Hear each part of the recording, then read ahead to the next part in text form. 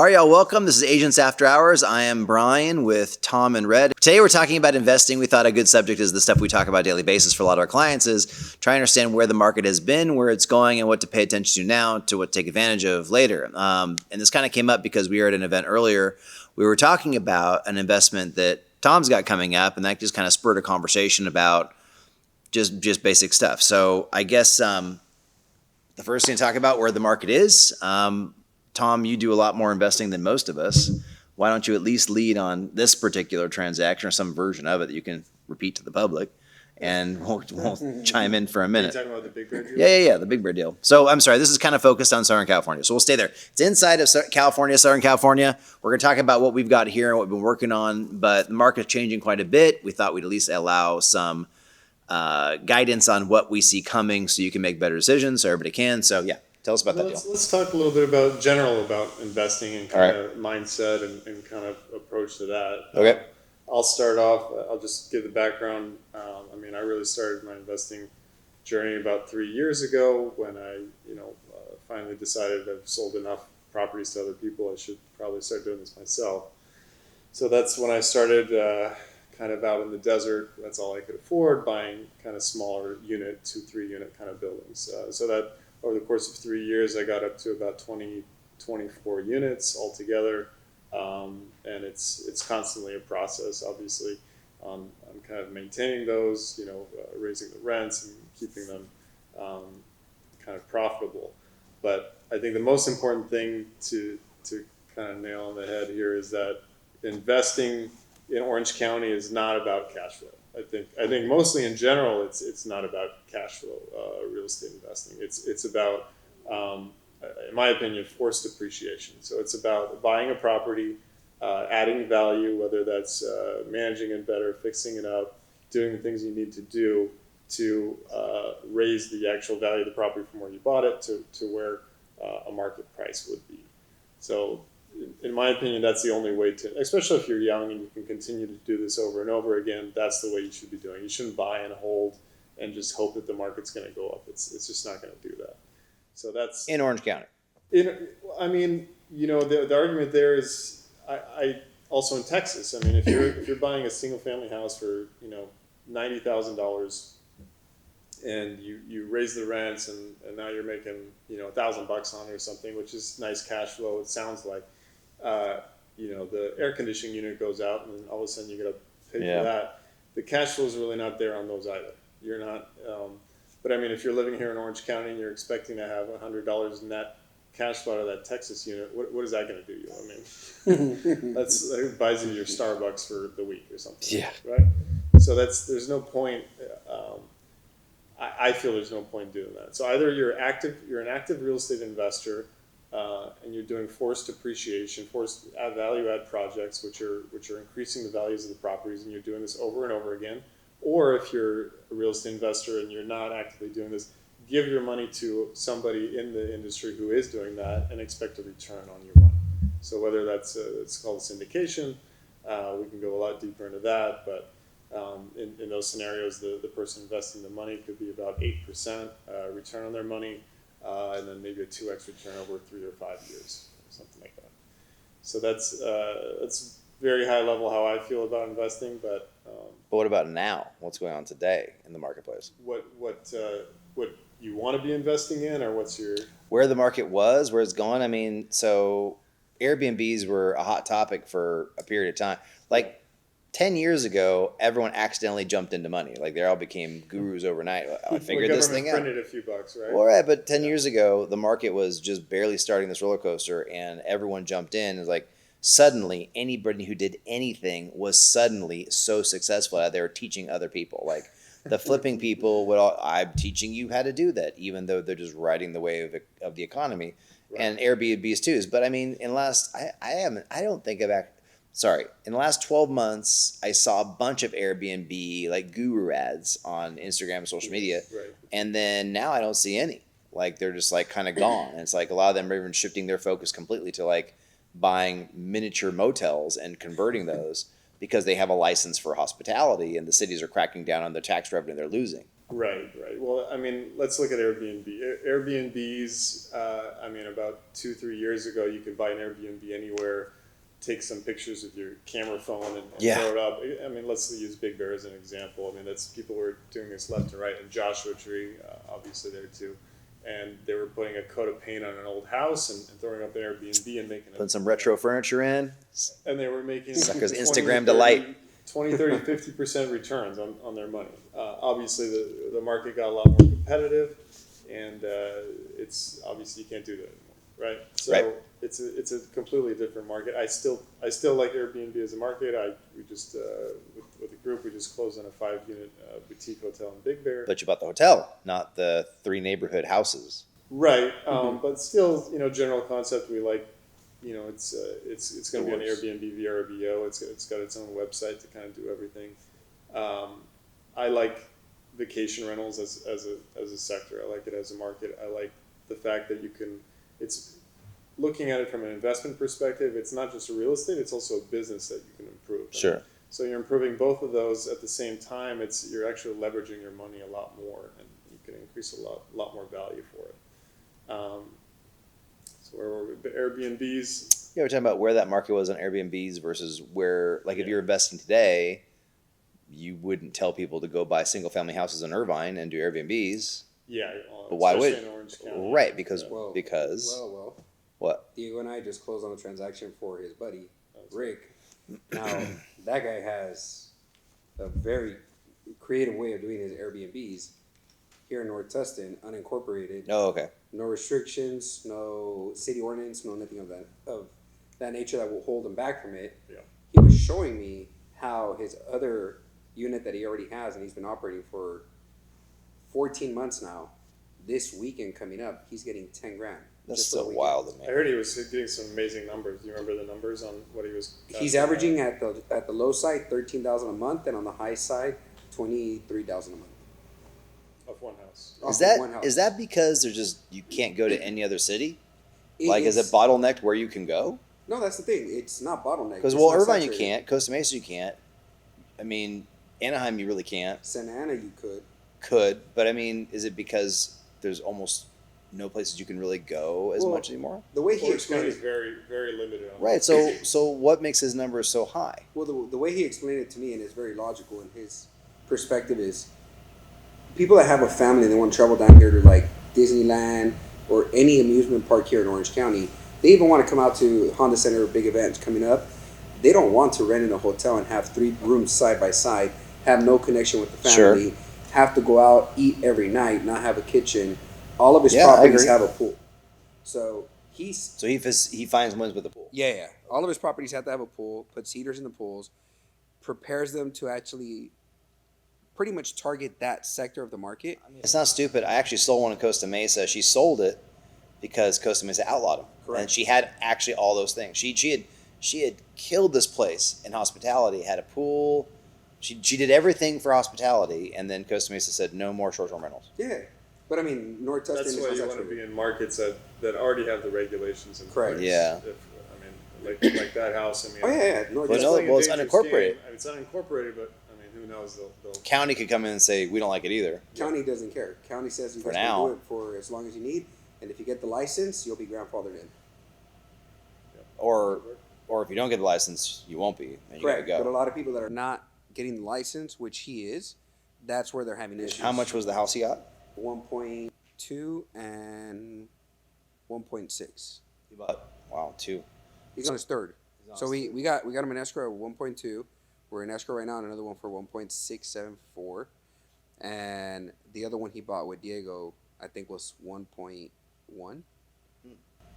Wonder what the numbers are. Well, I mean, good. That's great. So I guess the motto there is find places where they don't care yet, but otherwise be really Correct. conscious of it. I would be cautious of this. I mean, I would too, If yeah. you can be an unincorporated, I mean, maybe you got some time before the county pushes back, but It's but only I a think matter of time. You would definitely want to be in places like Joshua Tree or Big Bear where there's Yes, already Well, rules but you in don't think place. Joshua Tree's like oversaturated too, though? It is definitely oversaturated, but this goes back to: are you running a good business and do you have a good property? If Correct. there's All right. 20% of the properties that have 80% of the revenue, it's the 80-20 principle Okay. and all these things. So if you have a good property, it's a good location, is everything done right on the property? Does it look like a hotel? Does it have the right photography? Is it marketed right? All these things come into factor when you're. How have your rates been in Joshua Tree? Have you gotten a lot of traffic? Yeah, yeah. I mean, again, I'm focused mainly on kind of new build kind of stuff in the last few years. Okay. It's very unique architecture. And Instagram worthy. yeah, but yeah, it's a good point. I mean, Well, that's what most people travel to get their Instagram. Well, the TikTok, girls want to take those Instagram. photos out, in the swinging chair. They got to be by the pool. They got to look like they're drinking their margaritas. I mean, it's super important. When they're scrolling on photos on Airbnb, they're imagining themselves in that location, and they see themselves posting the photo and making their girlfriends. And there's no regulations in Joshua Tree yet. There is because Palm Springs is nailed down heavy. San Bernardino County has a 2. You're capped at 2 per person. Airbnbs. So you got to spread it out amongst your partners. 2 per corporation, I think. 2 per corporation Yeah. or person, but obviously you can structure that number of different ways. Have LLCs, have partnerships, do whatever you need to. Yeah. Palm Springs is in Riverside County, and that's a lot more regulated. There's only a certain number of cap allowed per neighborhood and percentage, and then that's all. Because it went wild. But I mean, Big Bear now, during COVID, everything doubled in price almost in 3 months. Yep. Whereas now, how are the prices now? Like, are they like dropping by 30% because everybody's hitting the market? I wouldn't say they're dropping, and I think there was a lull at the beginning of this year when things kind of slowed down and everybody's a bit nervous. And I mean, with the interest rates being at 7.5%, I mean, it's a lot harder to cash flow these properties even at current Airbnb numbers. But I mean, there's just so much cash out there. I think people, I was looking at a property and I lowballed them. And then I was like, oh, they're never going to get that price. And like a month later, they got that price. That's insane. Somebody just came in, like, I can't make it cash flow. I was trying to make it cash flow 20% down. Somebody came in, probably put in 50 or 60, 70% cash. That's nuts, man. Yeah. So, I mean, then besides Airbnb, I mean, what was the concept? So, I got a client who's buying a commercial lot, but he's buying it to create a car business there. So, it's not the same. But, I mean, what about other opportunities besides Airbnb? Like, where else are you seeing? Industrial business. Well, industrial is commercial. getting smacked. Like, office is not doing very well, except for medical office. Medical office is doing really well. Yes. Hospitality, I don't know. I mean, it sounds like a lot of the mom and pops are selling out. Well, I think there's a very unique opportunity in boutique hotels, especially from a mom and pop. We should buy that Aladdin on Newport. That was Aladdin really Hotel. expensive. Actually. That was really expensive. That's a development opportunity right there. But Yeah. But it's got that nice big dome up top with the Aladdin hat, like the I don't know what Sahara. kind of operation you want to run out of there, but that's Whatever makes money. all right. Cash flow is king. I think opportunities in boutique hotels are especially unique for a few different reasons. One, the owners are open to seller financing. They've held on to the properties for a very long time. That's usually how they bought them. The seller financing option is they're usually very open to it. So 50, 60, 70% they'll carry. Again, going back to what I said about the business and the hotel, bringing in this mom and pop kind of hotel, which hasn't been run well for years. You're bringing it into Airbnb, VRBO. You're creating its own website, its own social media, and everything. You'll automatically kind of ramp it up in revenue. And then beyond that, all these things kind of factored in. You can 10x the forced appreciation on it. So when you're buying it, for $500,000, after you do all these things to increase the revenue 3 times, it's a commercial property. So the NOI is tripling. Your same cap rate, you're automatically increasing the value to 1.52 million easily. And the appraisers are 100% see that. They're just looking at the numbers. They don't care about anything else. They don't care about comps. They don't care about. They look at the operating numbers of the property, and that's it. Yeah. That's what factors in the value of it. So, I mean, sectors that my investors are looking at is Units, a lot of units. Yeah, big units. Like at least 2 of my big investors, they foresee a big wave of rentals. Like they foresee that there's going to be a lot of people that are going to have to need More than now? Way more than now. Okay. I don't think we're seeing the full capacity of what's going on right now.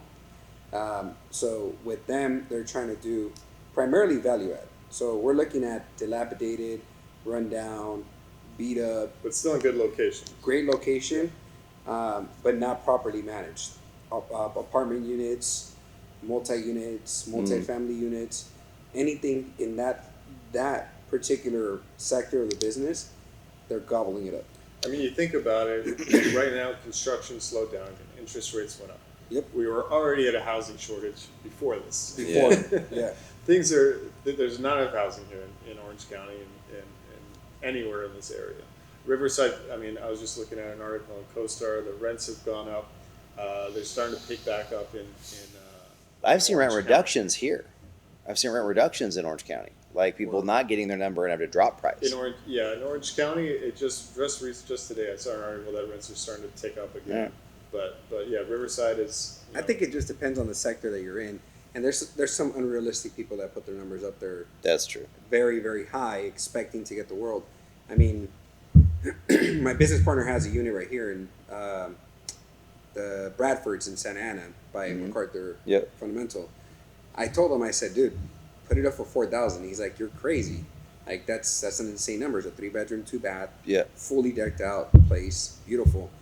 He put it at $38.95. He has 17 applicants that Holy are still like shite. lined up. And That he does seem literally- low though. 3,800 seems low. Again, that's what I'm saying. It just seems low. He thought 4,100 was high. Right? Yeah. And he put on his description like, if you don't even have a 750, don't even apply. Don't hit the apply link.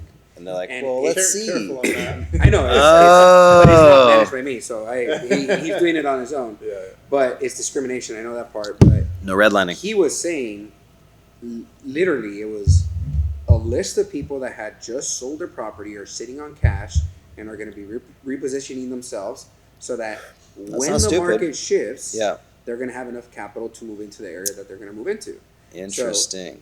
He's great. Like these people are fighting for the opportunity to actually get into this unit, and they're driving up the price on their own. And he's like, dude, I mean, I have 15 people I got to pick from. Everybody's above 160,000 in income. Okay, so is everyone going to sell their property to put cash on the side, and everybody else is going to lose their house along the way? I don't. You know what? It's Because like, there's a lot of people who are going to get. I mean, I don't think it's going to come from foreclosures, but there's going to be people who do lose their houses and like have to get forced out of where they're at, and they're going to have bad credit. Let's talk about you guys really think the market's going to go down from where we are right now? I don't know.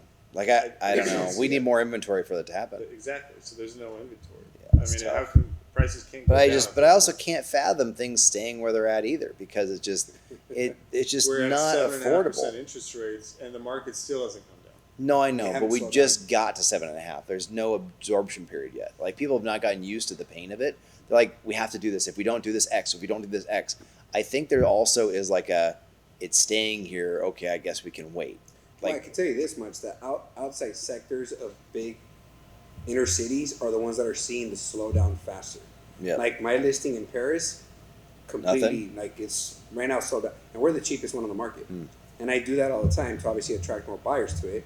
We Right. got a great turnout the first day of the open house. Second day, crickets. Oh, really? Yep. So What price point? $595. Yeah, it's a very starter kind of price. Yep. And every developer that's out there right now, KB Homes, Pulte, DR Horton, all of them, all their new developments, mid 500s. are they selling? Well, right now, DR Horton has a development that's coming up right across the street from her development. Hers was Pulte, that's DR Horton. Smaller lots, and they're starting at the mid 500s. And according to the agent, he has already 34 applicants. God, man, it's wild. Like the prices. I have tons of clients like, do you have people afford this? And that's the thing is, how do they? The problem is that they actually can't afford it. Is it like credit card? Like they're letting their cars go, letting credit cards go.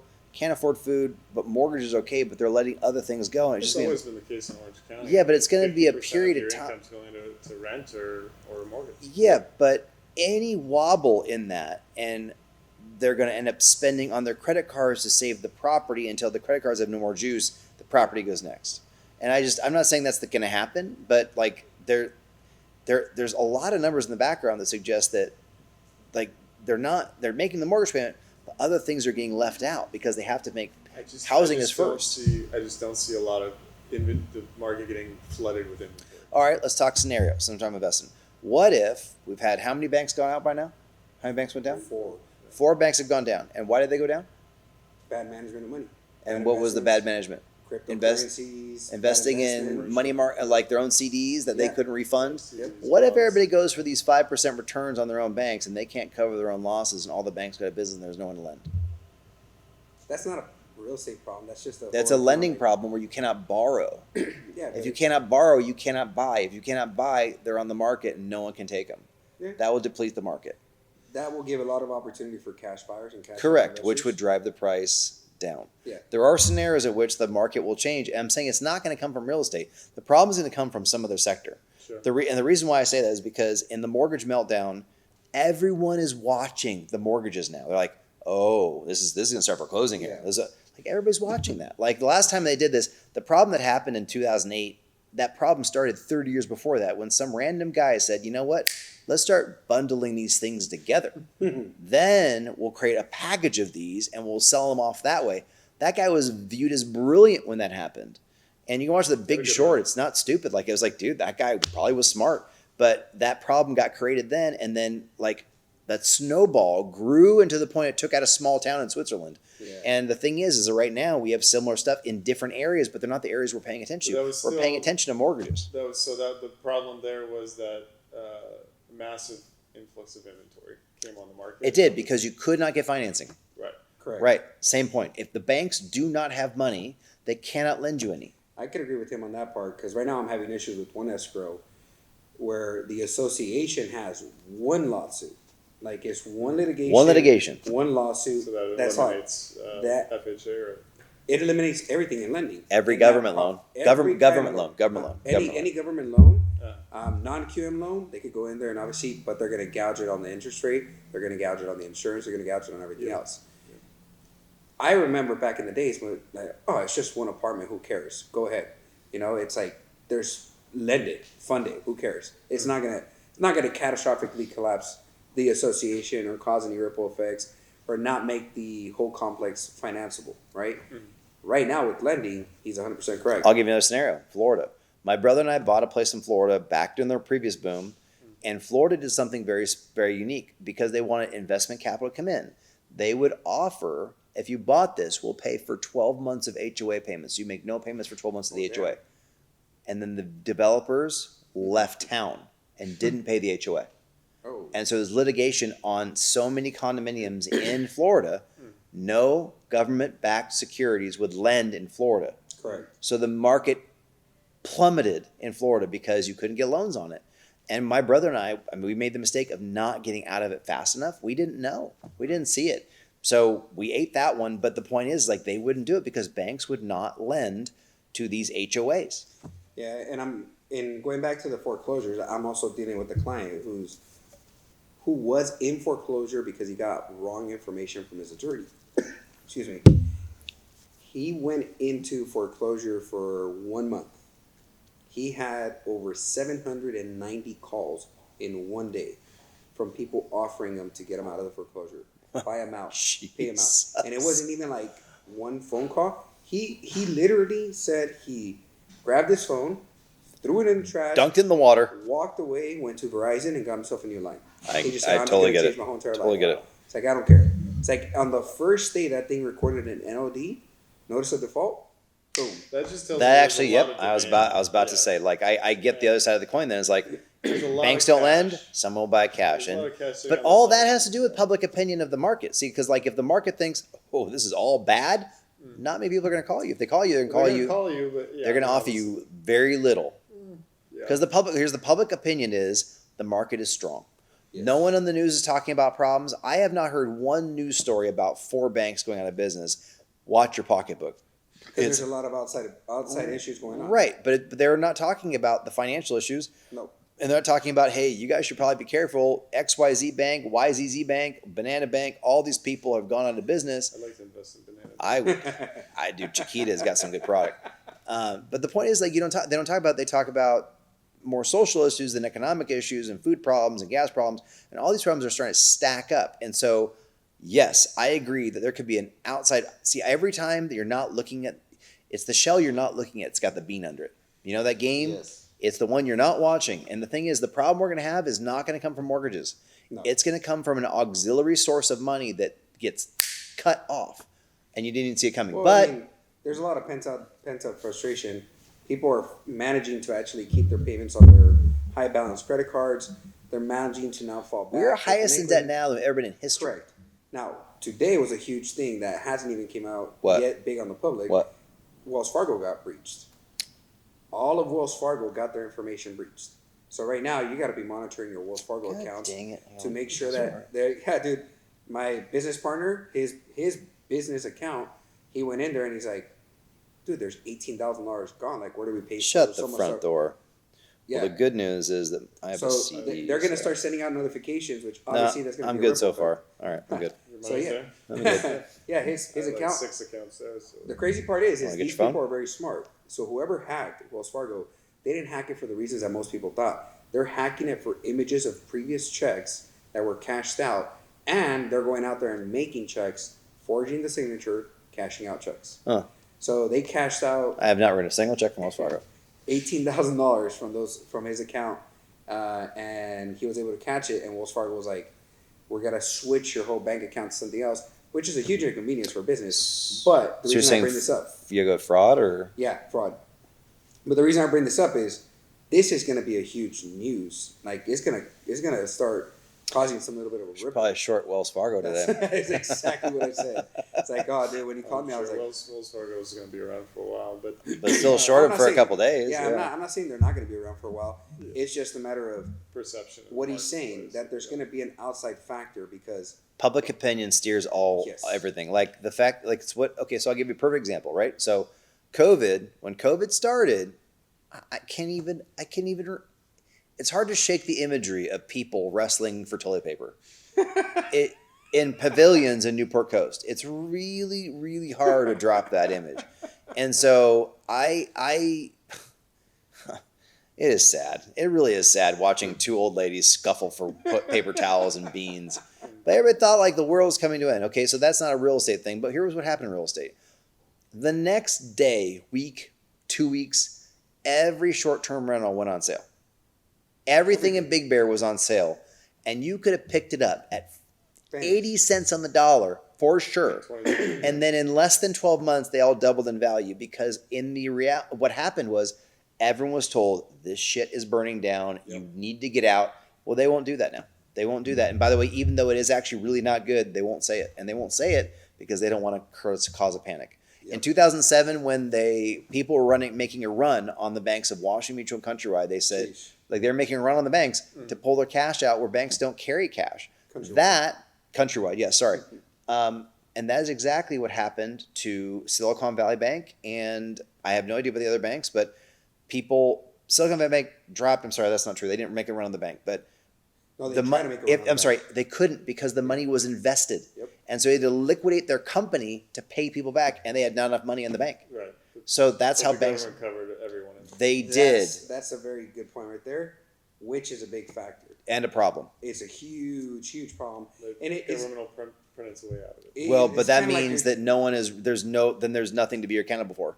Do whatever investment you want, Mr. Bank. Invest your money in toiletries for all I care. Yeah. We'll bail you out. In 07, 08, right? I mean, government. They basically bailed them out. covered- They did, but people had to. Foreclosures. Like everybody lost their houses.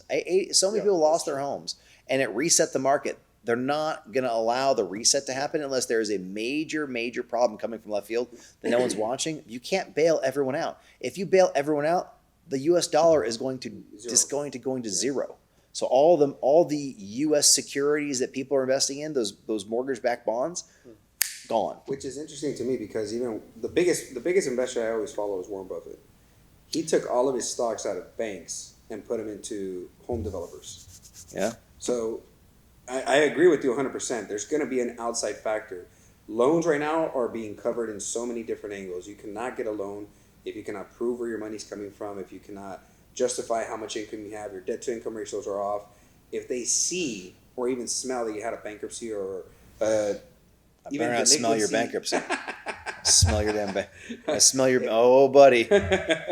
If they can do anything in that just sector of your credit report, any kind of flaw, you're out. Yeah. They're not going to lend to you right now. Yep. I You disagree can get with both of you. you, you can get financing. By the way, I You do could. disagree too. You can get money. It's just not You could good. get It's just not financing, 7.5%. I just don't think I don't think the market's. No, No, see, we're not saying it's I'm going to crash. sorry. We're just saying that there's going to be a sector that's going to cause a ripple effect. Yeah. And it's not going to be the financial All right, industry. I'll ask it like this: do you feel like this inventory problem is going to last forever? And if not, why not? I think once the interest rates level out and Well, when do you think that's going to be? Sheesh. next year, I think maybe we have 1 or 2 more rate hikes, or they're going to pause here and then they're going to start bringing things down. But I mean, think about it. Once they start bringing things down, then everyone's going to be like, okay, That's going to be a huge problem. what? Interest rates come down. Oh, I mean, they can't. They can't do that. They we're cannot. gonna- So Look, you I go ahead. hope they do. Good. I No, hope they they do. can't. Yeah, great. I But hope they they do. But they I'm can't. wishful thinking that they do. The Federal Reserve's only job is to manage inflation and deflation. Yes. That's their only position. Inflation's been pretty good. Inflation. Based off You the being? numbers Are you the fucking government's around? providing. Are you fucking around? Do you buy milk and cheese and butter and stuff? Well, yeah. Well, remember, he doesn't have kids, so it's a I different- don't. it's a I different don't segment. eat milk and cheese and I butter. just say Did you buy restaurants. groceries? Yeah. I only eat the finest steak baked over I Have don't you a know. not followed baked the social baked media? over a Hawaiian woman's buttocks. That's all I do. That's all I eat. What the fuck are you talking about? Hawaiian women. I don't know what you're talking about. Like the cost, we're reaching stagflation where everything is out of control spending and people have no money at the same time. Yeah. So okay, back to that. I can't even where I left off.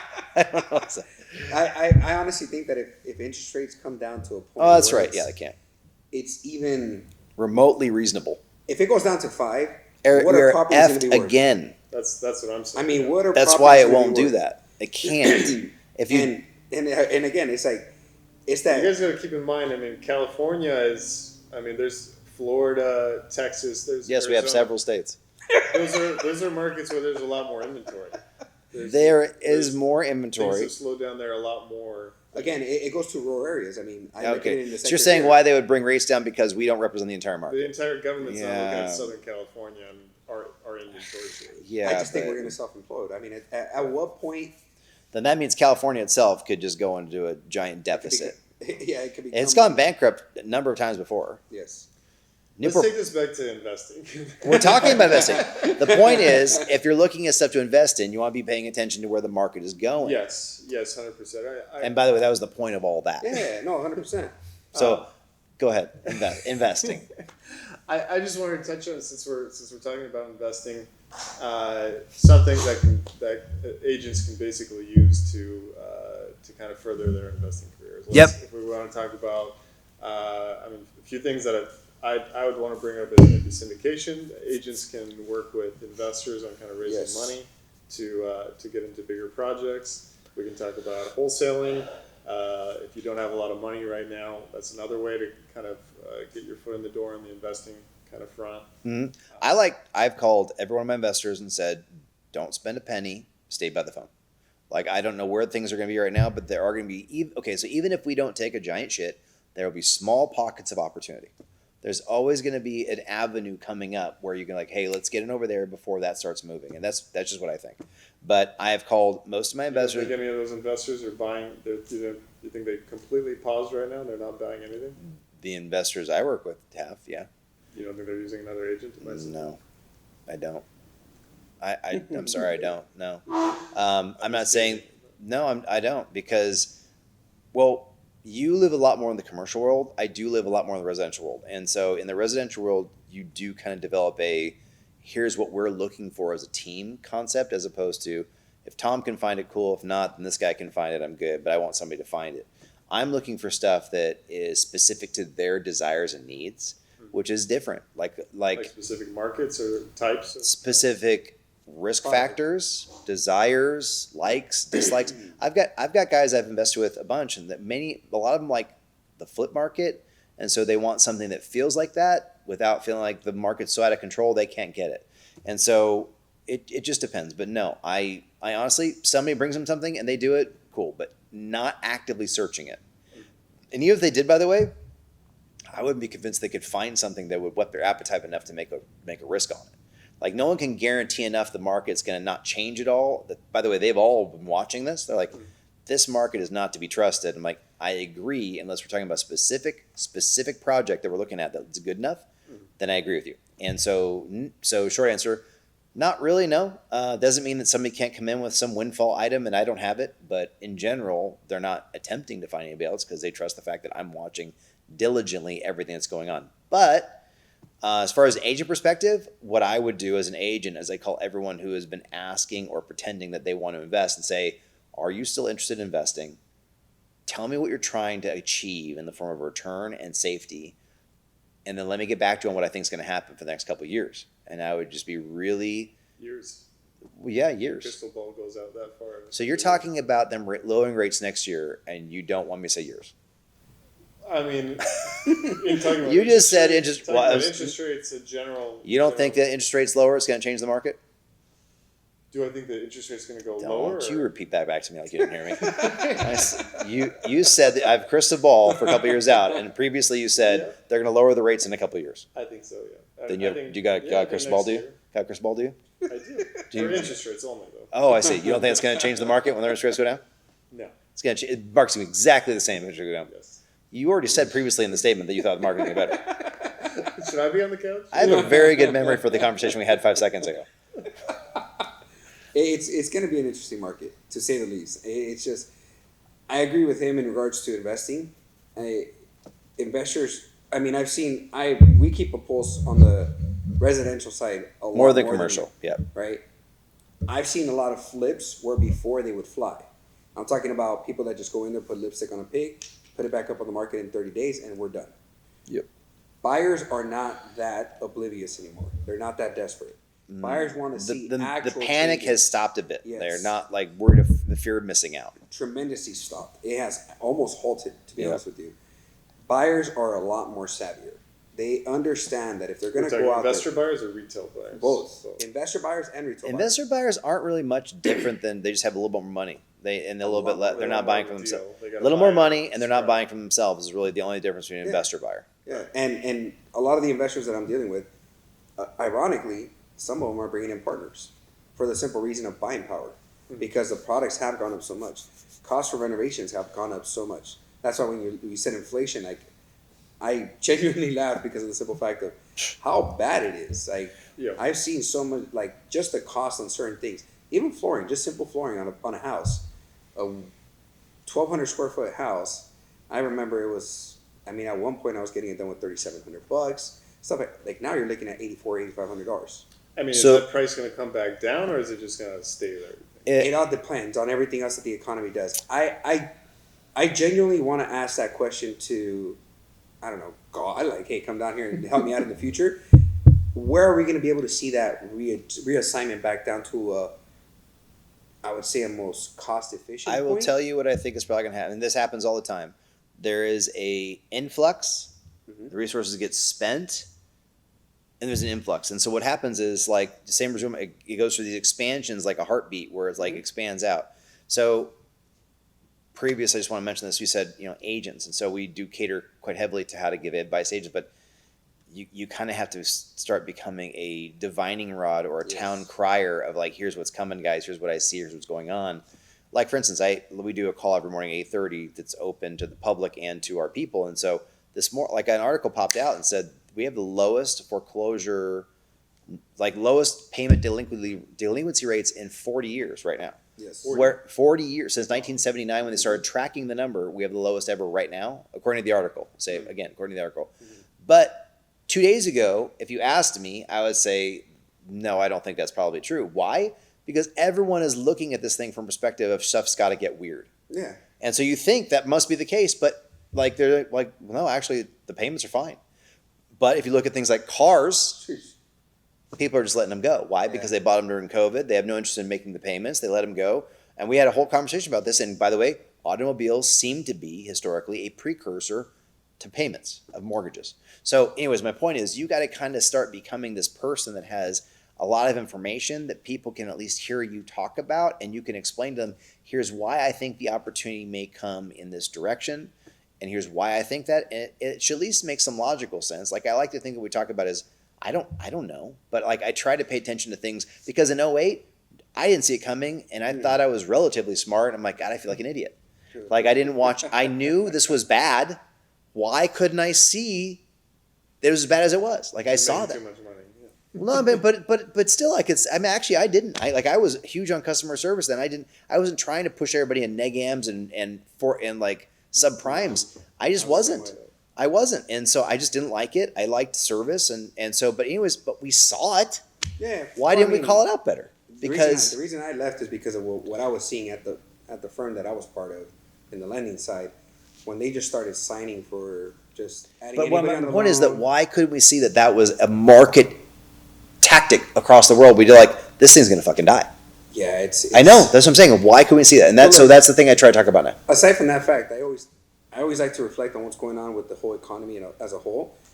I'm starting to have a difficult time finding just people that are specialists in certain sectors, like architects, engineers, contractors, people that are actually in those sectors. They're baby boomers. They're retiring. They're dying out. Yeah. They're closing up shop. Yeah. So I see the point of like, are prices ever going to come down? I don't think so. It's supply and demand. There's a shortage of people that can actually get the job done at a very good quality and a very good skill level. So with the amount of demand, you're just going to keep raising that price up. Hey, if you want me, you got to pay me this much. Also, this much, because cost of living is so much higher, you have no choice. Like, correct. And it's the carpenters that I know, the ones that we got the quote for here for the desk. Same thing. They went into a job. They bid the job out, and they're like, "Dude, we're even scared to even put this number on the table." And they put the number on the table, and the people are gobbling it up. They're like, "Ooh, we got it. It's good. Just go, do it." And they're taking a step back, going like, how much lower are we? Wait a minute. Halfway into the job, Like, they found one of the quotes from the other company. The other double. company was like 2.5 times more than that. Oh my God. And they thought, like, for themselves, They were so good, yeah. They're so honest with themselves. They're like, dude, we're making such a good killing and a huge margin. Where do these people get off with those numbers? Yeah. Like, how is it even feasible? I mean, inflation is normal. There's, I mean, a cup Inflation, of coffee deflation 10 is years normal. ago, 20 years ago, 30 years ago. The objective is 2% annually per year. That is the objective 2%. target of inflation. Yeah, 2%. That's about 2%. a reasonable amount, That's the Fed's target. It's 2%. which you never get to. Right. Anyways, go ahead. I mean, that's just my point. I mean, Well, my point is to agents though is that like if you like want to take something from the idea of investing, the thing is you gotta like we do meetups and stuff. You do an investment group. Like you got to go get in those circles if you really want to have the ability to advise people on the world of what's coming. You got to tune in to people who are dealing with the world of what's coming, and you got to go to investor groups. You got to talk with other agents who are like higher than you, commercial people, like all. You just kind of have to start building getting out your it. network, Yeah, well, 100%. yeah, but yeah, you really just got to pay attention to other people talking about stuff. Don't just watch the guy on YouTube is like, oh, this thing is dying, like we're done, like this thing's out. I've seen people on YouTube talk about this fucker going out for 6 years now. This is the year. Longer. This is the year. Like Longer. I mean, there are people, but it's like, and then this year starts having. See, told you it's I coming. bought my first units in right when COVID hit. That's when I bought my first 2-unit and 3-unit apartment building. Was it? COVID, That was your first one? Those were my first investments. God, man, you probably got a good deal on that. Yeah, I mean, the shit hit the fan, and I was thinking to myself, When there's blood on the ground, buy land. Yeah, dude. well, I was like looking at the news, I was looking at this, and I was like, I finally got to the point where I saved, I had some money aside. I finally could buy my first apartment buildings that I was so excited about, and then the shit hits the fan, and I was like, I even went back to the owner and tried to negotiate down the price. The guy's like, nah. Did you buy it? I thought about it for like a day, and I'm like, no, I gotta buy these. I gotta move forward. The numbers make sense. Everything is aligned. pointing in the direction that, and it was multifamily. That was the other thing. If I was trying to Airbnb it or something like that would have been different. But everyone's gonna need a place to stay. I mean, that's what I heard even in the downturn. People had hundreds and hundreds of kind of houses and stuff, and they got killed on those. But they had apartment buildings. Everyone downgraded from the houses, stayed in the apartment buildings. That's true. kept their Yeah. occupancy pretty well. Yeah, no, I get it. I mean, so yeah, for agents, like, I just what I've done is gotten really good at looking at what's going on in the marketplace. The thing I've always gotten pretty good at is figure out what people are going to do when they have, based on what they're thinking. And so if the world is not going to tell people the market's going to burn, it's not going to burn. Like it's not, well, at least they're not going to see it until it does, because everything's great, and that goes over and over again. So from an investor perspective, you have to be able to see past that a little bit and say, okay, let's pay attention to the other stuff we're not talking about, and say, look, should we put some money on the side? Like, I know a lot of people who are sitting on capital ready to invest it. Like, it can't be like this forever. That history has showed itself. It doesn't mean it's going to be the same as it was. I mean, it's already slowed down a little bit. I mean, Right. depending on markets and things like that. Right. But So I mean, that's my agree with advice. you to wrap up this point. I mean, I agree with you 100% that you need to be a fiduciary for your We're clients. talking about this for 45 more minutes. No. But I would add that, you know, if we're talking about investing and especially for agents, I mean, that's kind of what, you know, we're hoping to resonate with here is how do we talk to these investors? How do we talk to these buyers and kind of partner with them or create relationships with them, and we can kind of both benefit. And that's where I think either syndications or going out and finding opportunities. I would say interest list. Raising money. For sure. Building, that's number one, is building your Are your you even network. interested in being a real estate investor? Yeah. If I bring you an opportunity, going to, you know, everyone in your network, if I bring you an opportunity with these kind of qualifications, you know, Sure. multifamily, Airbnb type of property, and if the numbers make sense, is that something you would invest in? And if you get the buy-in, then, you know, you're building that list. Yeah. You say, this guy's 50 grand, this guy's 100. Well, and you know what, Red, you have a lot of people from your family line and stuff that all just like, yeah, I'll invest. Like, you have a lot of experience with that. Yeah. Average people want to invest. I get so many messages on Instagram. I get text messages. Way more than me, by the way. I posted our other stuff and I didn't get the hits you got. I'm like, dude, apparently my people don't like investing. It's the same content. I was in the same show, but I was like, apparently my people don't want to invest. No, it's you know, it's very interesting. I mean, I have a lot of people that reach out to us in regards to the restaurant. Like, hey, are you guys looking for partners? You guys want to open up another location? Here's finances. Here's money. Like, I need to get my money out of the bank. And I'm always looking at them like, okay, great. My mattress is available. Let's look at opportunities. It's just, I 100% agree with him again. To me, I'm always looking at sectors to still be able to operate and properly invest the money to obviously hedge whatever's happening in the economy right now. I personally still think multifamily is great. I think that sector is amazing. I personally think vacation rentals are amazing as well too. I don't think people are going to stop living. You know, during the crash, people still lived. People still traveled. As long as you don't lived even more, yeah, lived even harder. even if the biggest thing about the way I look at it and the way I look at with my investors, they don't overextend themselves. Mm-hmm. They get into a position where it's comfortable for them to obviously have the type of return that's going to yield, but they're looking at the biggest thing, which is equitable growth and upside potential. Mm-hmm. Which comes from businesses and real estate. I mean, I think that those are the key points there. I mean, to beat inflation, if you want to be on that side of the coin, it's businesses and real estate. 100%. You cannot be in a better position. I mean, how many business owners right now are in a better position because of what happened through COVID? You know, the people that were able to weather the storm, they got all those financing deals. Even that is the wildest damn thing, dude. COVID business went up. Yeah. Across the board. Across the board. Even with all the crap. Like, it's wild. Not all businesses, but yes. Some big. More, I would say just about anybody who is ingenuitive enough found an increase somewhere. Oh, yeah. Especially if you could go online and kind of build your audience there, I think that was or create an experience outside of the restaurant. It was the funniest thing. That COVID thing was funny. No, but I mean, in today's market, one thing I could tell you is, I'm looking at opportunity groups where we're putting the money together and obviously investing and acquiring assets like they did in Big Bear, which is they're not rare finds. It's just they're piecing businesses together. Yep. With opportunities on the upside, right? There's a lot of people that were able to acquire assets that they just don't know how to manage it. Mm. And because of the fact of how bad that is being managed, you get an opportunity to get a better price point for it. Yeah. And in those price points, that's where you make your money. The Big Bear one wasn't even they just renovated it like a year or two ago. But it was just the operations on it was so bad.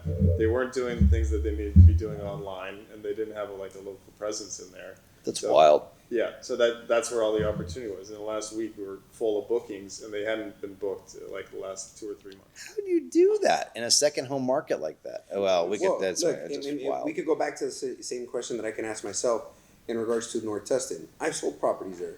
I'm actively looking for properties with my investor. He's wanting to buy something with a lot of value add potential on there. I never in my wildest dreams even thought about short-term rental there. It was just not in my sector. It was not even in my scope of business. I think it takes somebody doing something and like, oh, you actually can make money there. Like I would look at wouldn't scare me to do North Tustin short-term rental, but it's like I'm like that's not a destination. People like that's like Brea. You would assume it's Well, not a I know that's my destination. point. It's like it's Brea. Brea's got people, but I'm like, it's like Cyprus, Cyprus, like Stanton's, You can get really Rossmore. you can get very granular. We didn't talk about midterm rentals.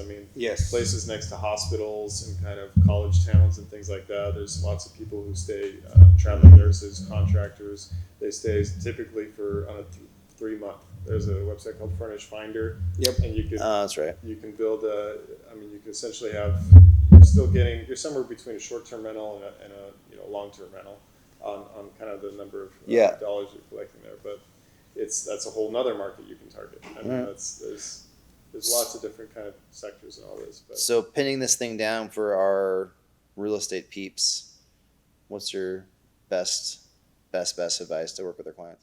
Marry the opportunity, date the rate. What'd you just say? Marry the opportunity, date the rate. Want to put some scope on that? Yeah, if you find a good opportunity, a lot of people don't want to pull the trigger because of the interest rates that they're in right now. Sure. You're dating the interest rate. Okay. It's a sector of a market where... Where'd you hear that? Huh? Where'd you hear that? Did you make it up just now? Just thought about it. Squabble the bobble and dingle the dangle. No, I will not. Yeah. Dingle the dingle. What are you talking about? Yeah, you gotta...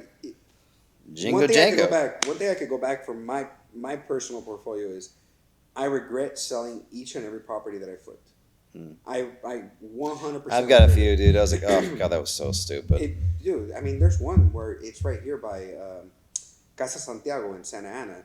That area, I bought one there for $397. Bro, I bought one for $397. $360 in Westside Costa Mesa. If I never touched it and put a green fence around it, You'll be it good. would have been double in value in 24 months. And I was like, dude, the paint. But again, I was not there like mentally I said, or money wise. Like I said, marry the opportunity. Yeah. Date the rate. Yeah. Okay. I screwed myself in those scenarios for looking at the short term return. All of us need that short term cash to obviously be able to invest it into the future. Tough part right? about this business too is like you got a lot of earning to do. Oh yeah, dude. I think we got to do a podcast in regards to the myth in regards to how easy it is to be a realtor. Yeah, let's talk everybody out of it. Let's talk them out of it. Get everybody out of here, so we make sure that we don't have any competition. Let's But have all our agents leave after we. But no, to run a successful Idiots. business, to run a successful business is expensive. Yep. It's an investment. That's a very good point. Flipping business is a business. That's why the last 3 years I've sold one opportunity, but I've 1031 that into something else. But I wish I could really, every single real estate agent, just really let them know, like, don't just buy and hold. And I can show you how you buy a property, use a cost segregation, depreciate it, do all this stuff. So the money that you invest in the property, you're actually getting to keep from the tax perspective. Yes. And you have that property now. Hopefully it's cash flowing and you bought it right. And then you have that additional money that you would have paid in taxes that you would have gave over into the government. Well, you should definitely teach that here, dude, at the company, the cost segregation thing. That'd be good. It's very simple. We're all real estate professionals. You should still teach it. Well, remember, the categorization of real estate professional is different. 750 hours in owning and managing your own units. Correct. Yes. So that's we're not real estate professionals. We're real estate professionals. As soon as you buy your first property, Yes. you can make the argument that you're a real estate professional. You're managing the property, owning or managing. So yeah, Whatever. but that designation in your taxes is the one that gets audited the most. Say that again. The designation of what he said. Okay. So being categorized as a real estate professional on your tax returns. I think if you're an W-2 employee with a 40-hour-a-week job and you're saying you're a real estate professional, Yes. you're an idiot. Yes. If you're somebody like us in real estate Yes. agent license, broker license, and you're constantly, it's very easy for me to show. I mean, I'm not. Yeah, how much I'm you supposed manage. to be keeping a log. Hopefully, the IRS doesn't hear this, but you're supposed to I be am keeping a a log. daily log of all the 750 hours for the year. But obviously, I can just go back in my calendar and like, hey, this is the time I spent on this property, this property, this property. Well, you also have a log with your Instagram. You go and you take pictures when you go out there to your Big Bear units. There's versions of the log, but I personally, going back to the statement I was saying, I regret selling any of the investments that I did, just for the simple fact that if we're focusing in on investments today, I would say the minute you get your hands on something, don't sell it. Yeah. That's one of the top things I hear about. The tough part though is that yes, go ahead. Now, not what I mean by don't sell it, invest it. Like keep rolling that investment. What he did, 1031 exchange it. If you have an opportunity to obviously level that money up because a buyer comes and he's offering you premium for it, then great. 1031 exchange it into another investment. But the quick cash part, it serves no benefit, man. I paid so much taxes just for doing the quick flips. Yeah. I paid so much just ignorant money just for the simple fact of not investing it accurately and properly. And like this, we did this business, right? It's a huge investment. It's capital put in, obviously hard work, sweat equity, but it's a real estate investment. I mean, we're obviously aligning ourselves with other agents, teaching them about investment opportunities.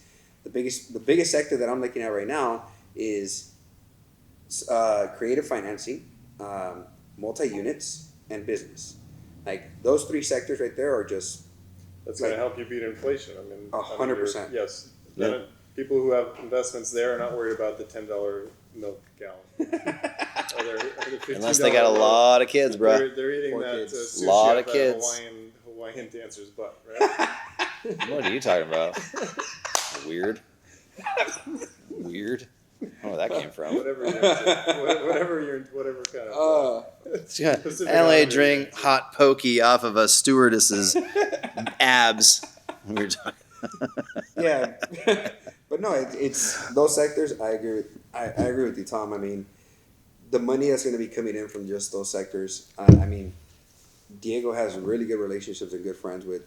I mean, he has one investor that he's looking at doing the 1031 exchange or installment sales trust with the property that he purchased, and it was creative financing, seller carryback, 4 years, 0% interest.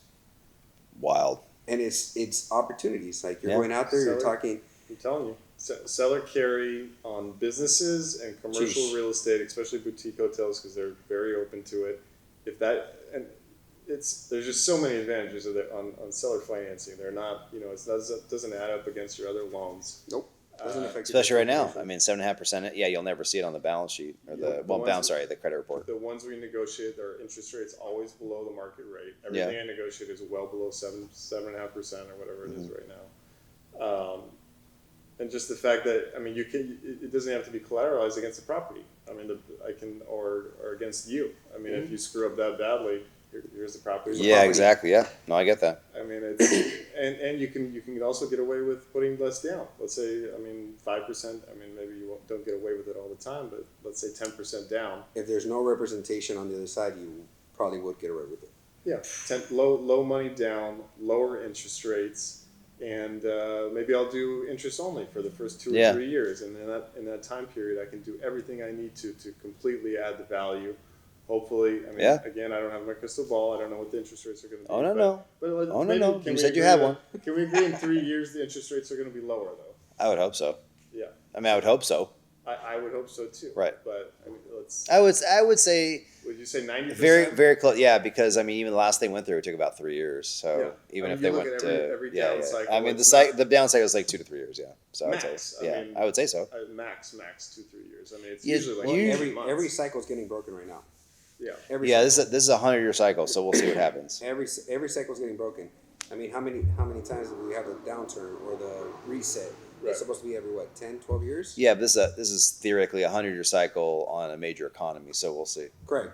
But that's what I'm saying. Every cycle that they've obviously said about, like the interest rate part, it's not going to stay that low for how long? I mean, we saw a good run on the market for 2% interest rates, 3% Yeah. interest rates, I don't see that happening. below 4% interest But rates. I don't see it ever going back up to 20% like it was in the 90s. That would be a very interesting market. It would be, It man. would be a you very get on $1 million house at 20% interest rate. Well, It would be but a it'd be very like, interesting- it'd be a, I mean, if That's it a was big- that, it'd be, that's a big house. that would be a crazy big house. That'd be like Malibu at $1 million. Yeah, or something. but I mean, the house prices back then were 200,000 and 300,000. That's how you can do 20%. Well, I look at the house that I'm in right now. The lady that bought it, she bought it for $47,000. Yep. In 1980.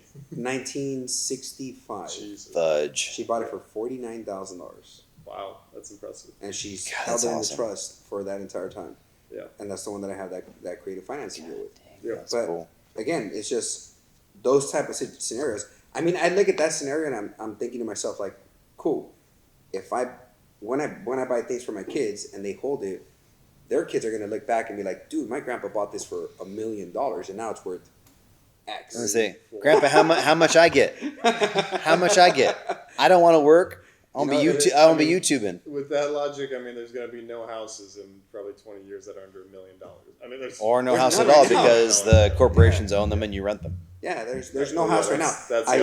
That's the other reason to buy real estate, right? I mean, Yeah, there's going to be yeah. less. That means less inventory. I agree. I looked at Santa Ana. Santa Ana used to be an area that you could find properties for $500,000, $600,000, $700,000. Right. You can't find anything in there right No. now that's Yeah. in a decent area. You couldn't give them away for $500,000 not too long ago. Oh yeah, you couldn't. But again, Big Bear. it's the like you said right now. I mean I personally think in the next 5 years, the barrier to entry, the average price point in Orange County is going to be like 1.25. Probably. Could be. You don't think so? No, I'm just saying that's crazy. To think Yeah. yeah. Right now it's Well- what What was it?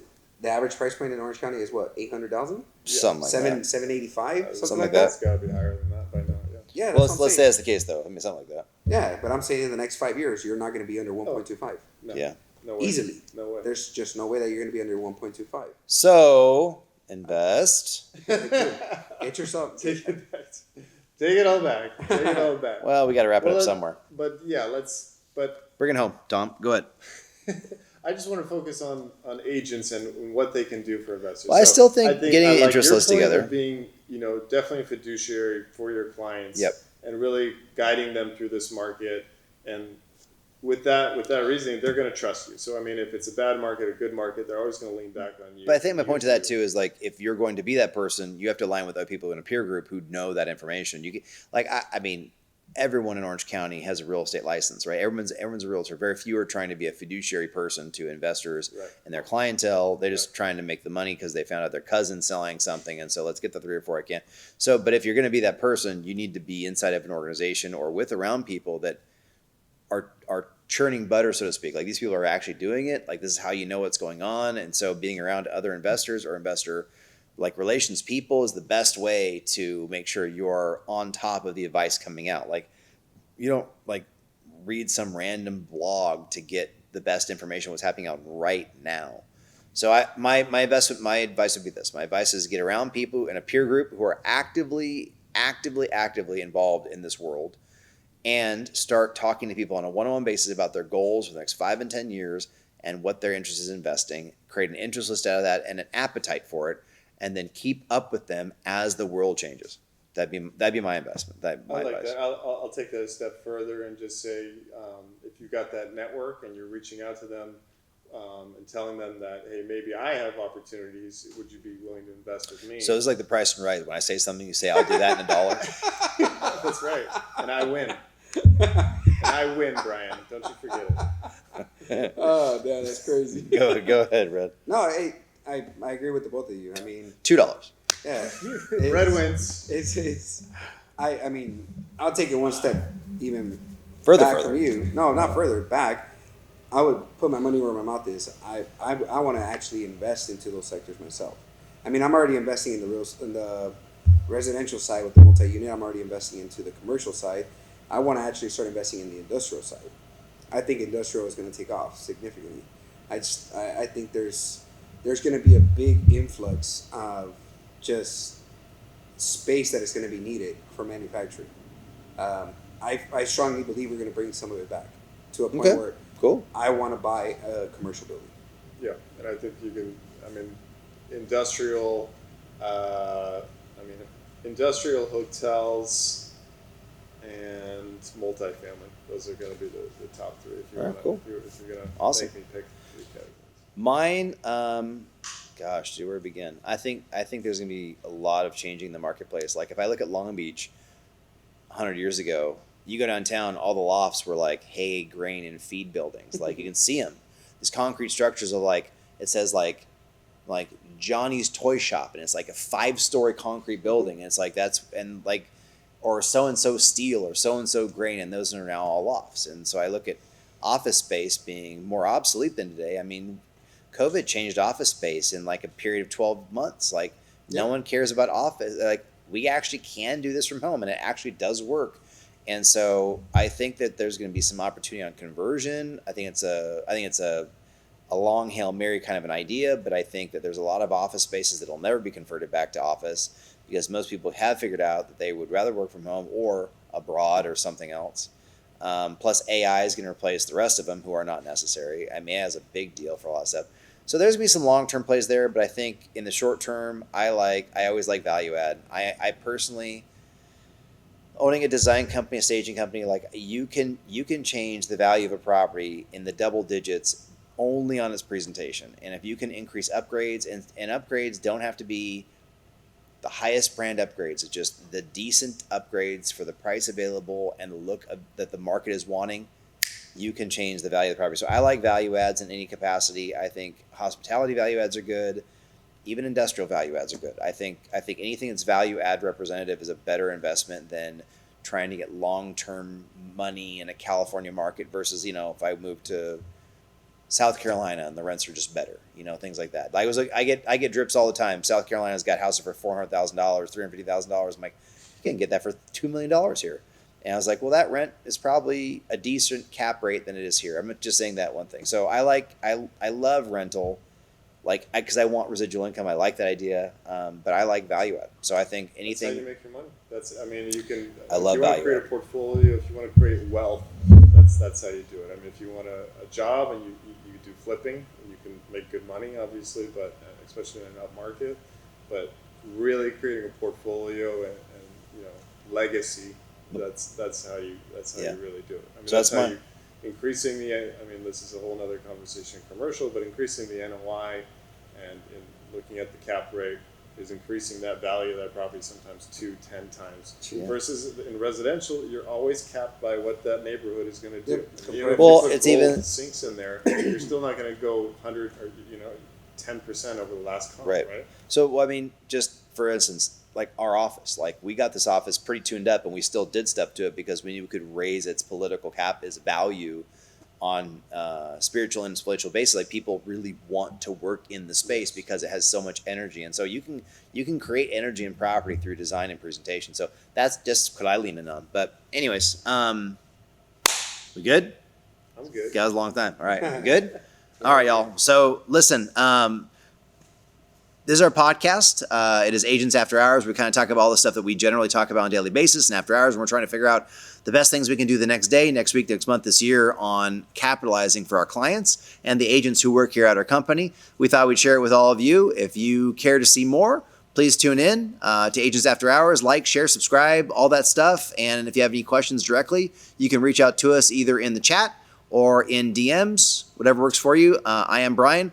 This is Tom and Red. We're happy to have you here with us, and we'll see you next time.